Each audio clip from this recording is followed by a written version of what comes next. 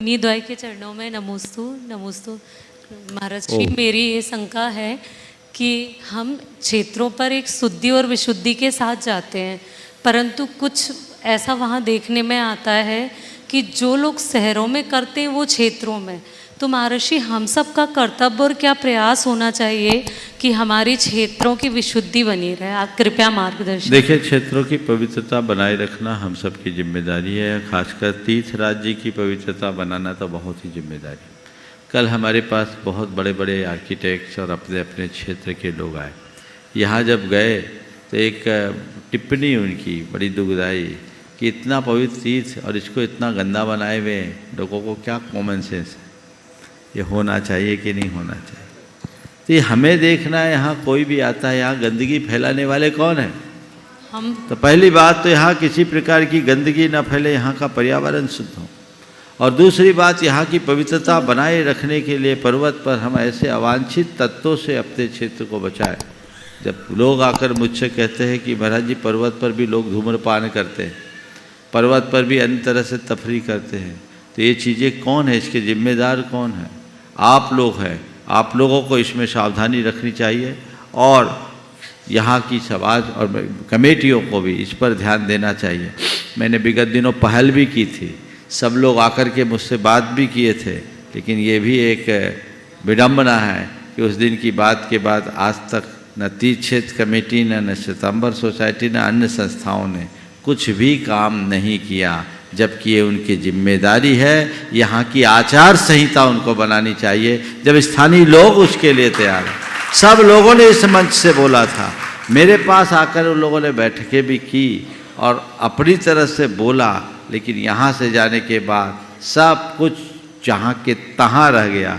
ये कतई उचित नहीं है। मैं आज पुनः इन संस्थाओं के प्रमुखों से कहूँगा कि अब फिर वही स्थिति आने होगी। दिसंबर आने में देर नहीं, फिर लोग सैलानी आएंगे और अभी भी लोग कहने लगे हैं सैलानी आएंगे अभक्ष भक्षण करेंगे, सैलानी आएंगे मद्यपान करेंगे, सैलानी अभी धूम्रपान आदि तो होने ही लगा है। तो ये तीर्थ की पवित्रता को बचाए रखना हर भक्त का कर्तव्य है। यहाँ आने वाले लोगों को पीड़ा होती है, पर जो संस्थाओं का दायित्व है ये उन्हें ही निभाने की जिम्मेदारी है।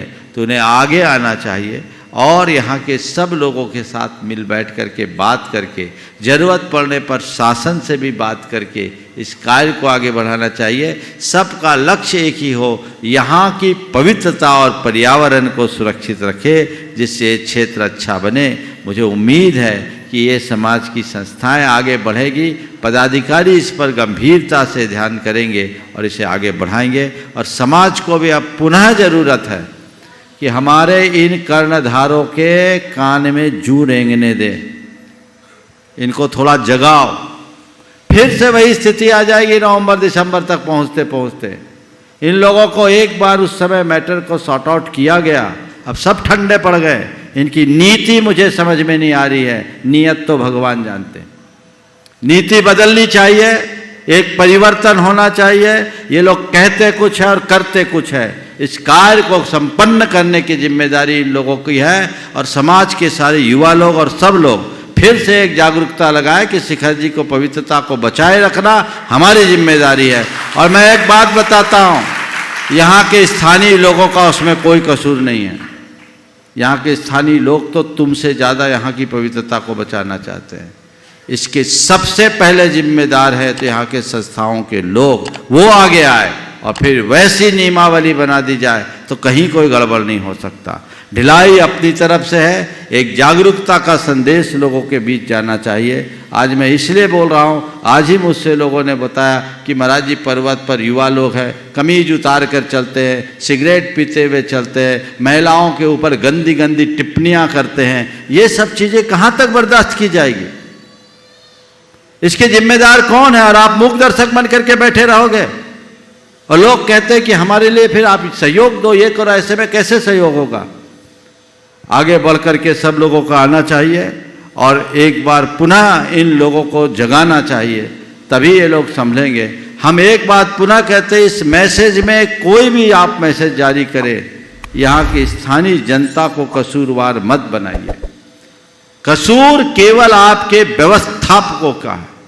वो आगे आएंगे सब व्यवस्थाएं अपने आप सुचारू हो जाए।